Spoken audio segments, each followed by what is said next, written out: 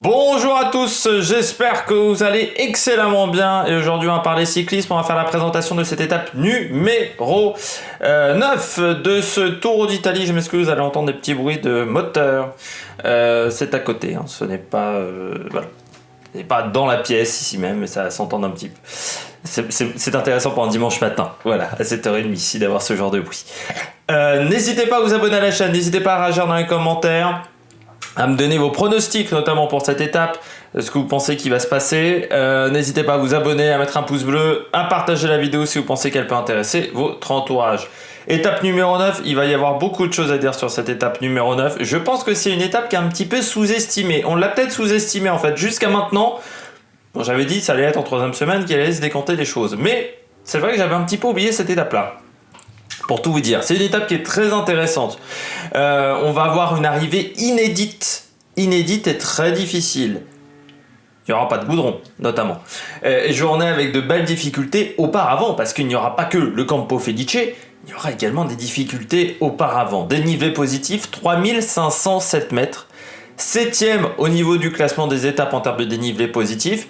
La particularité, c'est qu'il n'y aura que 158 km. Donc quand on arrive à mettre 3500 mètres de dénivelé positif sur 158 km, c'est-à-dire que voilà, on a des belles difficultés et surtout je crois qu'on a 4 difficultés pour le classement de la montagne. Donc ça sera une belle journée également pour baroudeur parce qu'il y aura des points, il y aura un petit peu des carottes comme je dis toujours. Pour partir en échappée, ben on attend du côté des coureurs d'avoir un petit peu une carotte, d'avoir au moins des points à récupérer pour le classement de la montagne ou pour le classement du maillot vert. Tu vois, qu'on arrive quand même à avoir quelque chose à se mettre sous la dent.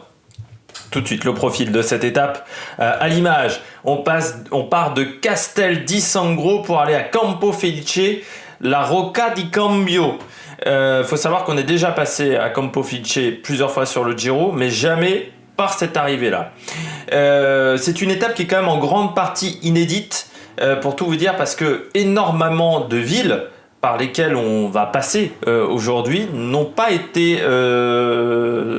sont pas sur les anciens parcours du Giro. Hein. J'ai regardé le roadbook, j'ai tapé les difficultés également sur Pro Cycling Stats. Je n'ai pas de référence pour la plupart des montées sur le Giro, sur les montées sur cette étape. Mais même sur Tirreno, hein. Faut savoir que je me suis repéré sur les deux courses, j'ai pas grand chose.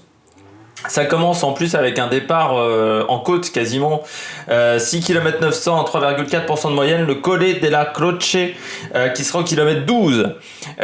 Donc c'est-à-dire qu'on aura très peu de moments de calme. Et puis on attaque au 21e kilomètre la montée du Passo Godi. Passo Godi, côte de deuxième catégorie, 13 km 900 à 4,1% de moyenne. C'est pas la côte la plus dure, hein, le Passo Godi, très clairement.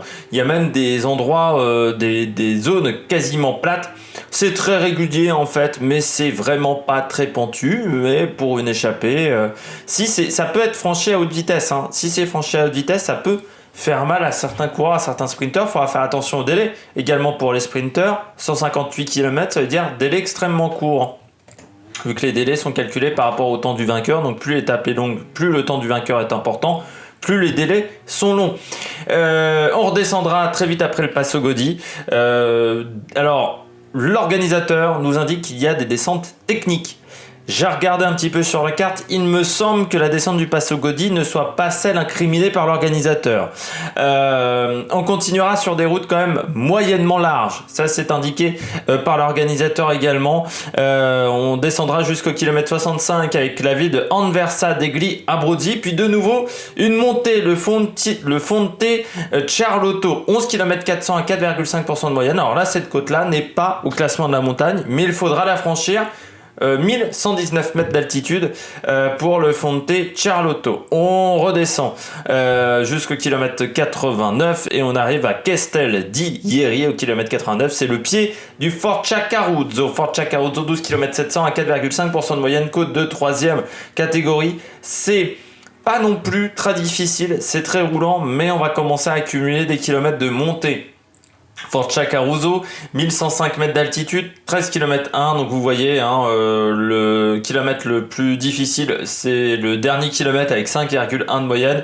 C'est pas extrêmement difficile, mais on est quand même sur deux montées où on dépasse les 10 km, la première comme la deuxième. On est sur deux montées, 13 km 900, 12 km 700, plus le Fonte Charlotto, 11 km 400, ça veut dire plus de 30 km de montée, et on ne sera qu'au kilomètre 101. C'est-à-dire, on aura fait quasiment 35-36 km de montée en 101 km. Et j'ai pas pris le collet de la Croce non plus. Donc oui, on aura déjà 40% de montée sur les 100 premiers kilomètres. On redescend vers Colla Merlet et on arrive au kilomètre 117 au pied de Ovin Doli.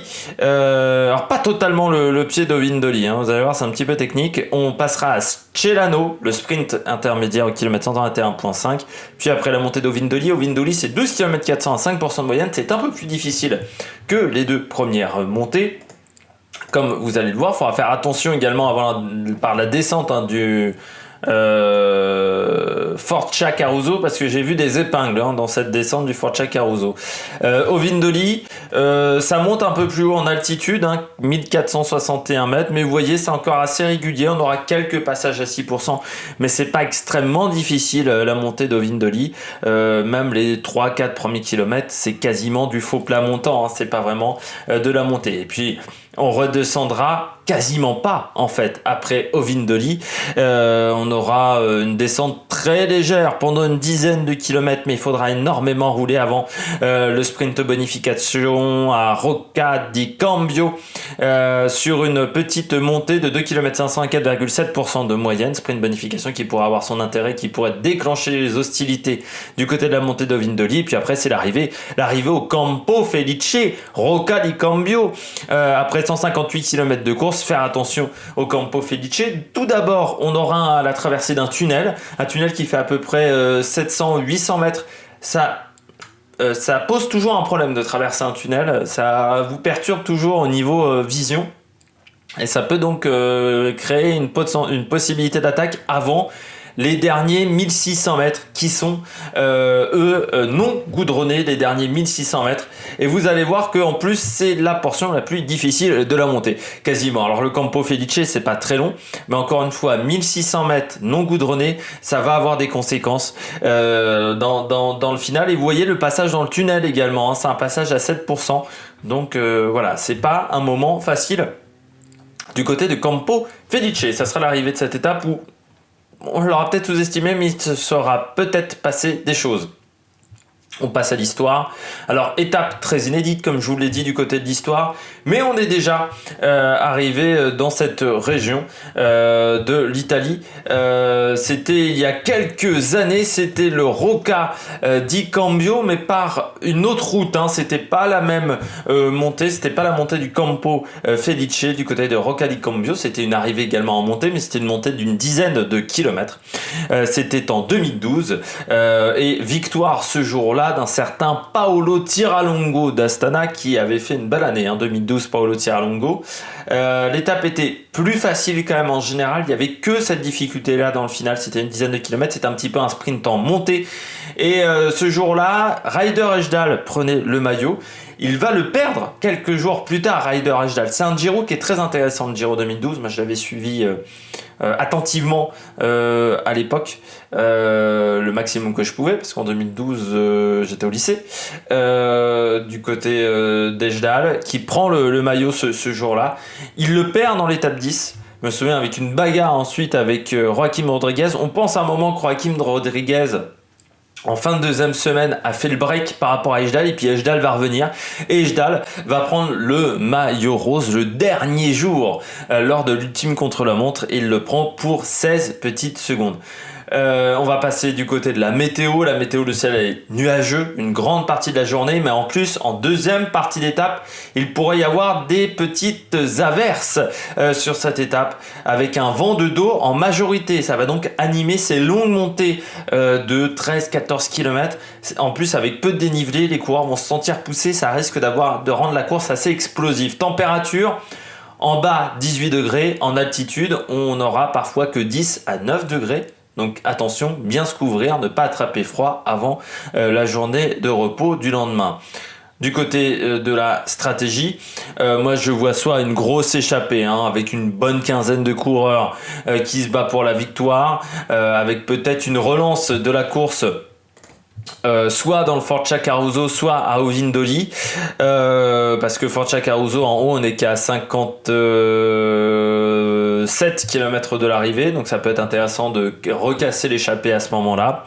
Soit une étape contrôlée toute la journée, ça veut dire une échappée certes, mais qui n'a pas plus de 3-4 minutes d'avance grand maximum, et une bagarre entre leaders, avec notamment, pourquoi pas Ineos, qui voudrait faire la différence sur cette étape. Pourquoi je pense que la deuxième stratégie peut vraiment se passer, parce que ça va être une arrivée un peu mythique de ce Giro. Et je pense que beaucoup de coureurs vont vouloir la gagner cette étape, et même des leaders. Donc il faudra faire attention à ça. Du côté des pronostics, comme vous avez compris, moi je pense plutôt à la stratégie numéro 2. J'ai mis Egan Bernal, parce que je sais qu'Egan Bernal, il s'en sort plutôt bien sur les routes non goudronnées. On l'a vu cette année sur l'Estrade Bianche. Je mets Pello Bilbao parce que c'est une côte assez punchy et que Pello Bilbao, il a cette capacité-là de passer les bosses. C'est pour ça que j'ai mis Bernal aussi, parce qu'il a des bonnes capacités de puncher. J'ai mis Giulio Ciccone plutôt. Giulio, c'est Julio Iglesias. Giulio Ciccone, pareil, des bonnes capacités de puncher, des bonnes capacités pour changer de rythme. Et encore une fois, sur des routes non goudronnées, je pense qu'il peut très bien se débrouiller. La grosse cote, si ça arrivait en échappée, eh bien j'ai mis Eduardo Sepulveda. Il a fait une belle étape, l'étape de montagne dans le Tour de Turquie, il avait été très bon, Sepulveda, ce jour-là. Donc pourquoi pas Eduardo Sepulveda qui est maintenant chez Androni, mais qui est passé du côté de la Movistar, qui est passé également chez Fortuneo il y a quelques années. J'espère que vous avez aimé cette vidéo. Si vous avez aimé cette vidéo, n'hésitez pas à réagir dans les commentaires, n'hésitez pas à vous abonner à la chaîne, n'hésitez pas à mettre un pouce bleu, n'hésitez pas à partager cette vidéo. Et puis nous, on se retrouve pour de nouvelles aventures sur la Méric Production. Ciao ciao.